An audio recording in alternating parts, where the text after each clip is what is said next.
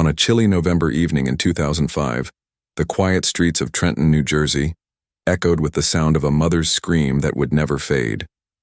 Clara Henshaw stood frozen on her porch, clutching a faded photo of her daughter, Susan Findley, who had vanished without a trace just hours earlier. At 22, Susan was the light of her family, a vibrant young woman with dreams of becoming a nurse, her laughter filling their modest home on Elm Street. That night, she'd stepped out to walk to a friend's house, her blonde hair catching the streetlights, her green jacket a familiar sight to neighbors, but she never arrived. The next morning, Clara's desperate calls went unanswered, and the silence that followed carved a hole in her heart that grew deeper with every passing day. For 13 long years, the question haunted Trenton. What happened to Susan Findley? Now, in 2018, an arrest has shattered the town's fragile peace, revealing a truth no one saw coming. Clara's world crumbled as police plastered missing posters across Trenton, the red "missing" banner a stark contrast to Susan's smiling face.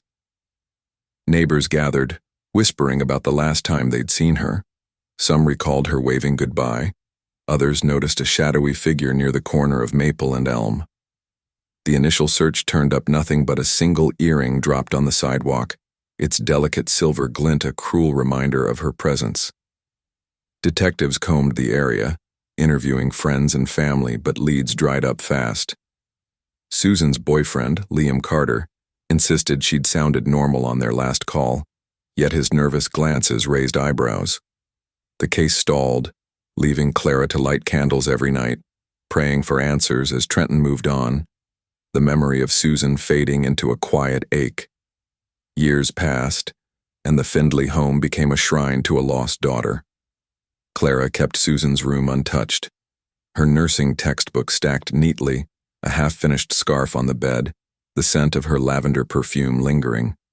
Daniel Henshaw, Clara's husband, threw himself into work, avoiding the pain, but the weight of it showed in his tired eyes. The community held vigils, their voices rising in hope, but as winters turned to summers, the case grew cold. Rumors swirled. Some said Susan ran away, others whispered of foul play, but no evidence emerged. Then in 2016, a jogger found a green jacket snagged on a fence near the Delaware River, its fabric worn, but unmistakably Susan's.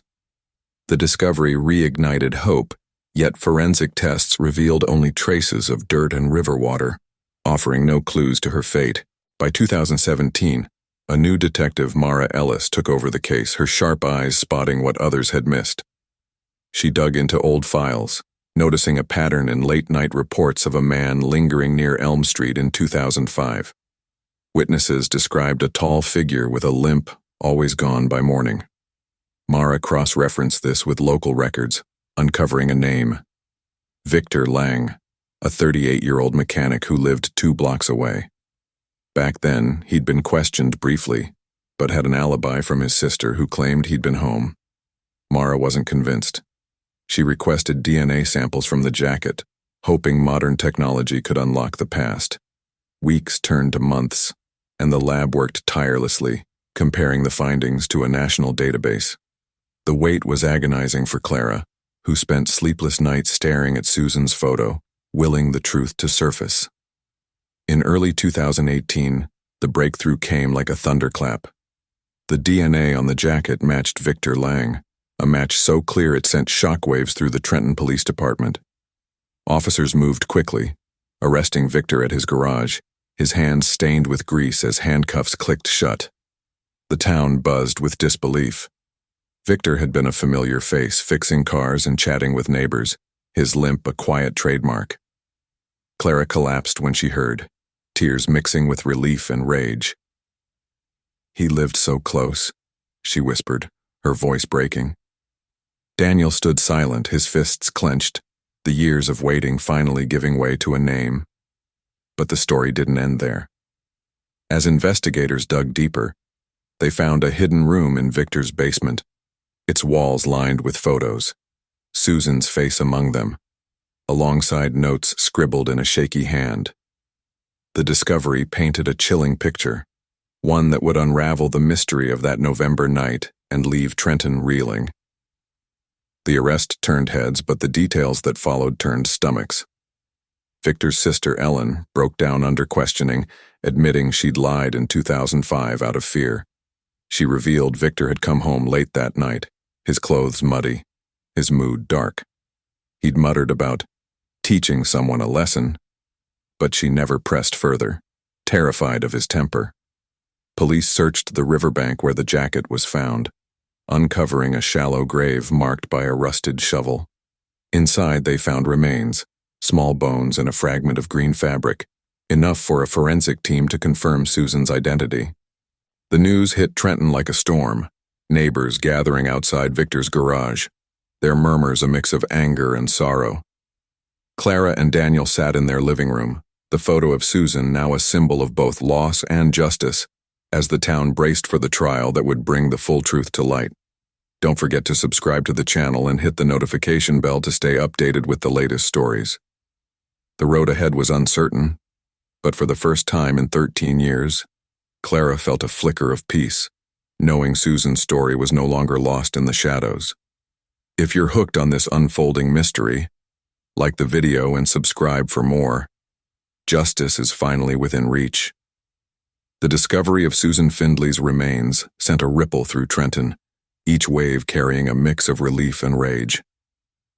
Clara Henshaw clutched the fragment of green fabric, her fingers trembling as she whispered Susan's name, the weight of 13 years lifting slightly.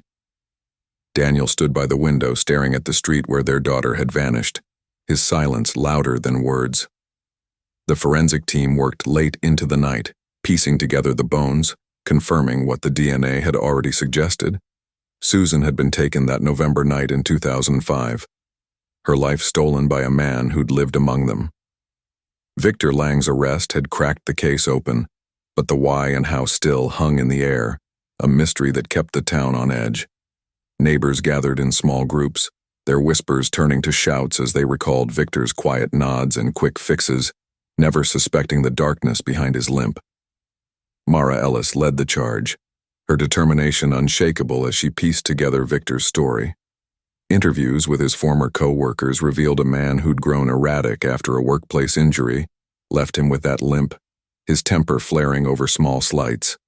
A gas station clerk remembered Susan buying a soda that night, her cheerful wave lingering in his mind, then spotting Victor loitering nearby, his eyes fixed on her as she left. The timeline clicked into place.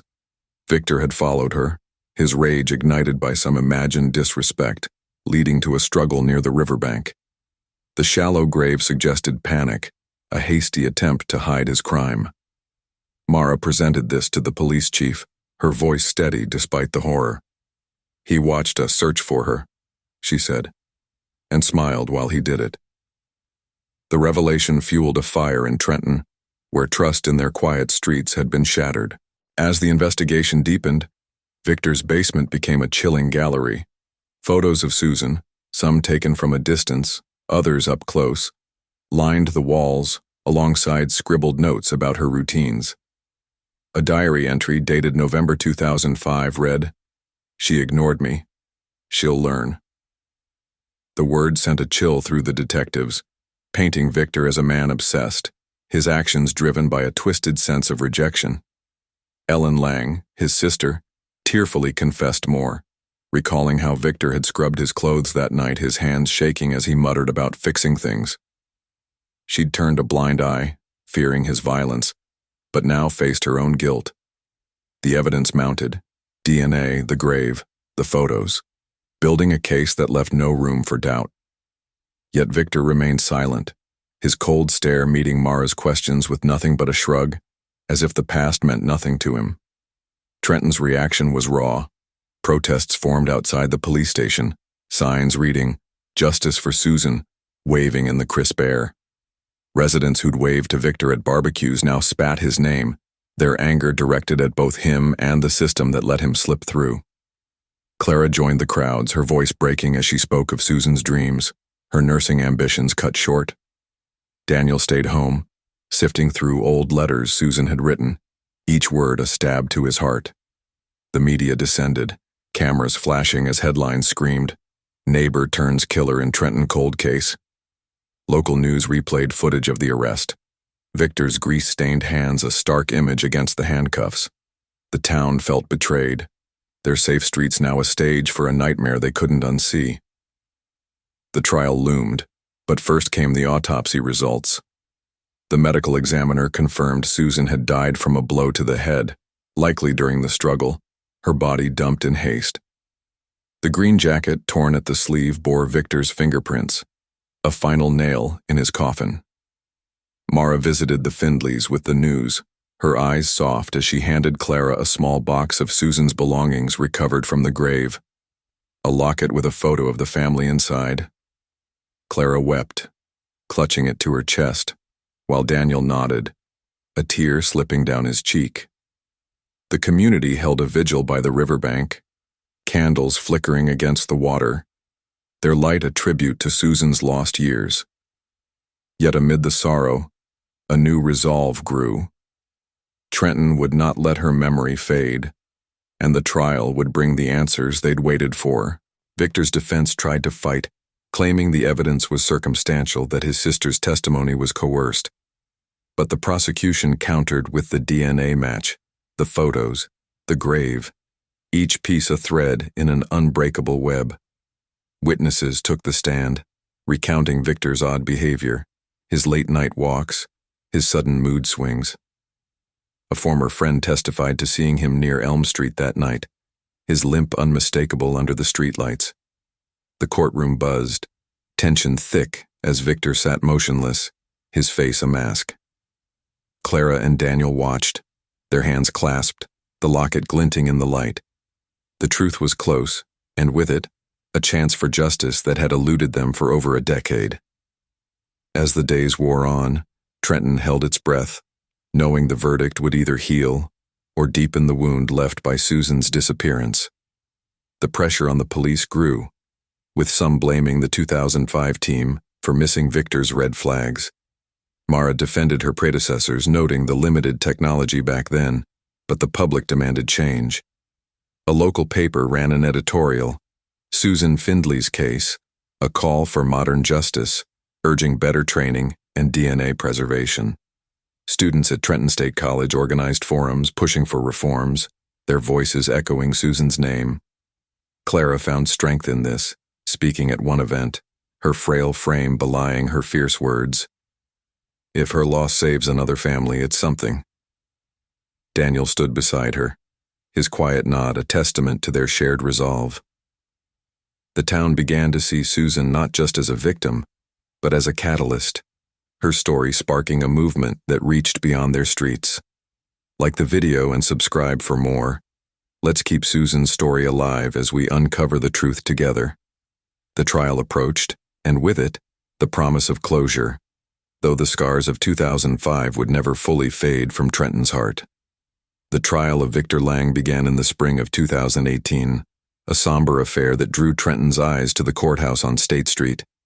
The air was thick with anticipation as Clara and Daniel Henshaw took their seats, their hands clasped tightly, the locket around Clara's neck a silent witness to their pain. The courtroom filled with residents, reporters scribbling notes, and a quiet hum of anger directed at the man who'd stolen Susan Findley from them. The prosecutor laid out the case with precision, DNA from the green jacket, fingerprints on the torn sleeve, the shallow grave by the Delaware River, and the chilling photos from Victor's basement. A recording of Ellen Lang's tearful confession played, her voice breaking as she admitted to covering for her brother, sealing his fate with her truth. The evidence was a mountain, each piece a step closer to justice for the 22-year-old nurse in training whose life had been cut short. Victor sat stone-faced, his lawyer arguing weakly that the confession was forced, that the grave's location was coincidence. But the prosecution dismantled this, calling a forensic expert who matched the soil on Susan's jacket to the riverbank, a detail never released to the public. A neighbor testified, recalling Victor's late-night walks in 2005, his limp a shadow against the streetlights, and how he'd stopped talking to anyone after November. The courtroom fell silent as the medical examiner described Susan's injuries, a fractured skull from a single brutal blow, her death quick but violent. Clara sobbed quietly, her head resting on Daniel's shoulder, while the jury watched Victor, his indifference a stark contrast to the family's grief. The trial was a reckoning, not just for him, but for a town that had lived with unanswered questions for 13 years. Outside, Trenton buzzed with emotion. Protesters marched with signs reading "Susan's Justice," their chants rising above the traffic. A local diner owner, who'd known Susan as a regular, spoke to a news crew, tears in his eyes. She came in for coffee that night, smiling like always. To think he was watching her. The media frenzy grew, with headlines like, "Trenton Killer Unmasked," dominating screens. Mara Ellis faced scrutiny too. Her role in reopening the case praised, but her 2005 colleagues criticized for missing Victor's early signs. She stood firm, telling reporters, "We had less then, but we have more now. This is for Susan." The pressure mounted, and the community's faith in its protectors hung in the balance, their trust shaken by a killer who'd walked among them.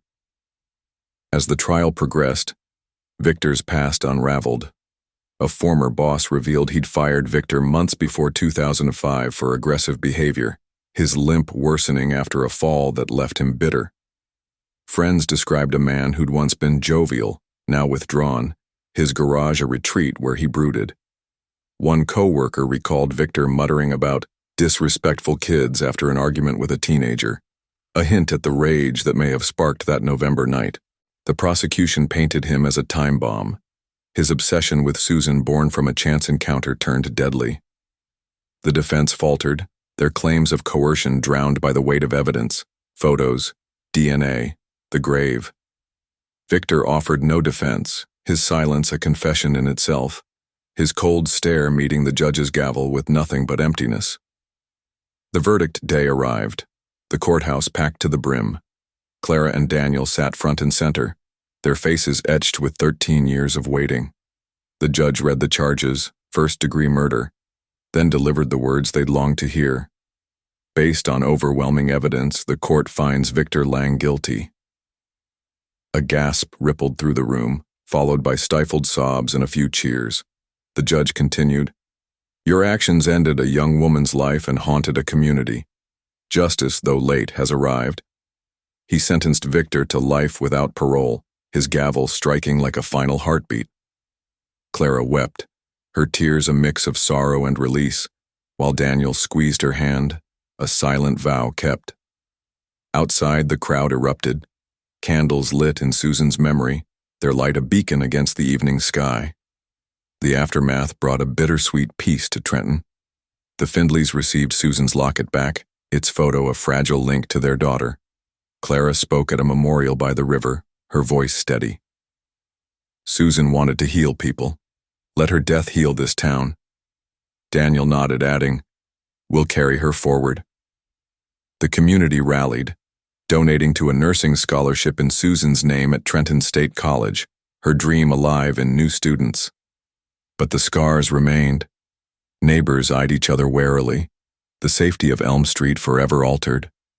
The police faced calls for reform, with Mara leading efforts to train officers in modern forensics, ensuring no case like Susan's would linger again. A local paper hailed her, Detective Ellis, Trenton's new hope, a title she accepted with humility. Yet questions lingered. Why had Victor targeted Susan? Was it random rage or a deeper fixation? The diary offered no clear answer, its cryptic notes a puzzle left unsolved. Some whispered of other victims, prompting Mara to reopen old files, her resolve unshaken. Trenton began to heal, but the shadow of 2005 lingered, a reminder of vulnerability. The scholarship grew, its first recipient a young woman vowing to honor Susan's legacy, her acceptance speech moving the Findleys to tears. The town found strength in her story, a narrative of loss turned to purpose. As spring turned to summer in 2018, Trenton stood taller, its quiet streets now a testament to resilience, with Susan's name a whisper of hope amid the past's pain. Don't forget to subscribe to the channel and hit the notification bell to stay updated with the latest stories. If this journey has gripped you, like the video and subscribe for more. We're uncovering truths that matter. The legacy of Susan Findley was taking root, her memory a force for change in a town reborn from tragedy. The sentencing of Victor Lang marked a turning point for Trenton, but the echoes of Susan Findley's story reverberated far beyond the courtroom. As the summer of 2018 warmed the streets, Clara and Daniel Henshaw sat in their Elm Street home, the locket resting on their mantel, a silent tribute to their daughter. The town held its breath, waiting to see if justice would truly mend the wounds of 2005. Vigils continued by the Delaware River, candles flickering against the water, where Susan's life had ended. But now her name carried a new weight, a symbol of resilience. Neighbors who'd once avoided the topic spoke openly, sharing memories of her laughter, her kindness, turning grief into a collective memory. Yet, beneath the surface, a restlessness grew, a demand for answers about how Victor had slipped through the cracks for so long. Mara Ellis became Trenton's unlikely hero, her tireless work on the case earning her respect and scrutiny. She pushed for a task force to review cold cases, arguing that Susan's breakthrough proved no file should be forgotten. The police chief, under public pressure, agreed, allocating resources to train officers in genetic genealogy and DNA preservation. A local college professor joined the effort, turning Susan's case into a case study for forensic students, her story a lesson in persistence. Clara attended one class, her frail voice steady as she said, "Susan's gone, but her fight lives on." The initiative gained traction, with other New Jersey towns reaching out, hoping to solve their own mysteries. The Findleys found solace in this, their daughter's loss sparking a movement that reached beyond Trenton's borders. Victor's trial aftermath revealed more about his mind. Psychologists interviewed him in prison, uncovering a man shaped by isolation and rage, his limp a constant reminder of a life derailed. He spoke sparingly, admitting to following Susan that night after she brushed past him, her refusal to acknowledge him igniting a fury he couldn't control. "She didn't even look at me," he muttered, his voice flat, offering no remorse. The revelation stunned the community, the simplicity of the trigger, a moment of disrespect, making it all the more terrifying.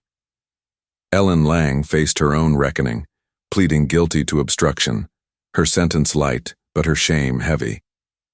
She moved away, leaving Trenton with one less shadow, though the town's trust in its own remained fragile. The Susan Findley Nursing Scholarship took root, its first awards ceremony in fall 2018 drawing a crowd to Trenton State College. Clara and Daniel stood as the plaque was unveiled, Susan's name etched in gold, her photo smiling down. A young recipient, Mia Torres, spoke through tears, "Susan's dream is mine now, to heal." The room erupted in applause, the Findleys embracing as pride mixed with pain. Donations poured in, the fund growing to support multiple students, each one a living tribute to the 22-year-old who'd never worn a nurse's cap. The college added a garden in her honor, its blooms a quiet place for reflection, where students and families gathered, turning a tragedy into a legacy of growth. But the case left questions unanswered. Was Victor's attack impulsive or part of a pattern? Mara's task force uncovered reports of other women harassed by a limping man in 2005, though no charges stuck. She reopened those files, her team working late nights, driven by Susan's memory. A breakthrough came in 2019 when DNA from an old assault case matched Victor, linking him to another crime. The news reignited Trenton's anger, protests flaring anew as residents demanded accountability. Clara spoke at a rally, her voice rising. No more silence, no more shadows. The movement spread, pressuring lawmakers to fund statewide cold case units, Susan's name a rallying cry across New Jersey. The media kept the story alive, with documentaries airing in 2020, titled Trenton's Unseen Killer, featuring Mara's insights and Clara's tearful recollections. Viewers nationwide watched, some donating to the scholarship, others calling police with tips on old cases. The attention brought closure to a few families, their stories echoing Susan's, but it also highlighted the gaps. Hundreds of cases still lingered, their victims unnamed. Daniel found strength in this, writing letters to officials, his shaky hand a testament to his resolve.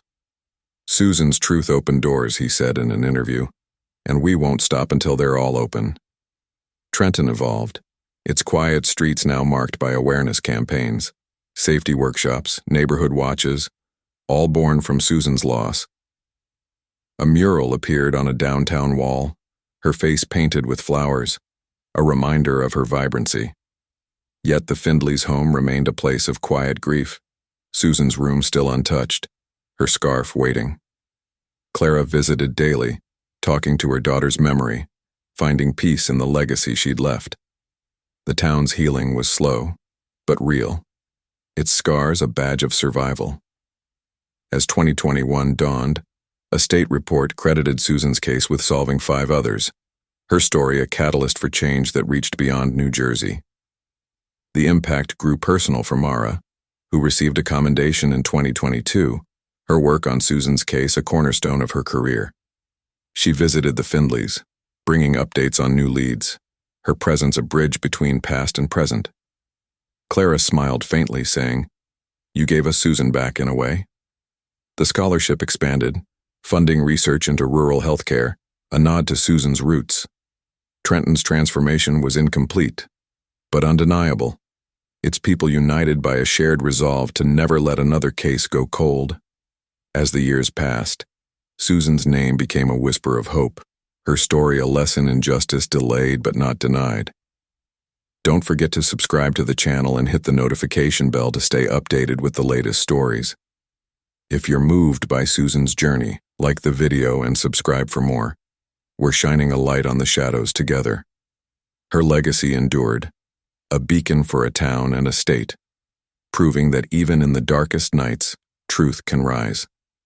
The legacy of Susan Findley continued to shape Trenton as 2023 rolled in, the town now a place where her name carried both sorrow and strength. Clara and Daniel Henshaw aged gracefully, their hair gray, but their spirits lifted by the nursing scholarship that bore Susan's name. The garden at Trenton State College bloomed brighter each year, students tending it with care, their laughter a faint echo of the 22-year-old who'd dreamed of healing.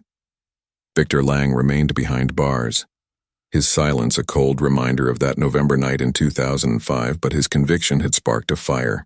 Mara Ellis led a statewide initiative, the Susan Findley Cold Case Project, which by 2023 had reopened 20 cases, solving 3 with DNA evidence. The project's success drew national attention, with a 2024 PBS special, Justice Unearthed, highlighting Susan's role in revolutionizing cold case investigations. Clara found peace in this, speaking at the special's premiere, her voice steady despite the years. "Susan's gone, but she's saving others." Daniel nodded beside her, his hand on hers, the locket now a family heirloom passed to a scholarship recipient. The event raised funds, pushing the scholarship to support 15 students, each one vowing to honor Susan's dream. Trenton's mural grew, artists adding hands reaching upward, symbolizing hope, while safety campaigns expanded, teaching young women to trust their instincts, a lesson born from Susan's fate.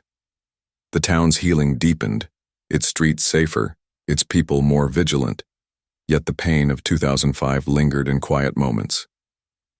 Mara's team uncovered more, linking Victor to a 2004 disappearance in nearby Princeton, the DNA match a chilling confirmation of his pattern. The news reignited old fears but also resolve, with Trenton residents forming a watch group, their meetings held in the garden. Clara joined once, her presence inspiring, as she said, "We can't change the past, but we can guard the future." The state legislature responded, passing the Susan Findley Act in 2025, mandating DNA preservation for all cases, a law credited with solving another case that year. The Findleys watched the signing, tears in their eyes, knowing Susan's loss had reshaped justice. Yet not all wounds closed. The question of why Victor chose Susan haunted some. His trial offered no clear motive, just a man unhinged by rejection. Rumors of other victims persisted, Mara's team still digging, their work a tribute to Susan. The Findleys visited her grave by the river, a simple stone now marked with flowers, their grief softened by the lives she'd touched. In 2025, the scholarship's 10th recipient, a young nurse named Lila, saved a patient's life, crediting Susan's inspiration. The story spread, a ripple of hope in Trenton's narrative. As September 2025 arrived, the 20th anniversary of Susan's disappearance loomed, a milestone the town planned to mark with a festival of remembrance. Clara and Daniel prepared to light the first candle, their hands steady, the community gathering around. The Susan Findley Cold Case Project reported 10 more cases under review, its reach growing, while the garden hosted a new plaque. Her light endures. Trenton stood taller, its scars a testament to survival, its people united by a shared mission. The Findleys found closure not in forgetting but in action, Susan's memory a beacon for justice across New Jersey. Don't forget to subscribe to the channel and hit the notification bell to stay updated with the latest stories. If Susan's story has touched you, like the video and subscribe for more. We're keeping her legacy alive, one truth at a time. Her name echoed, a call to never give up, as Trenton and beyond carried her forward into a brighter, safer future.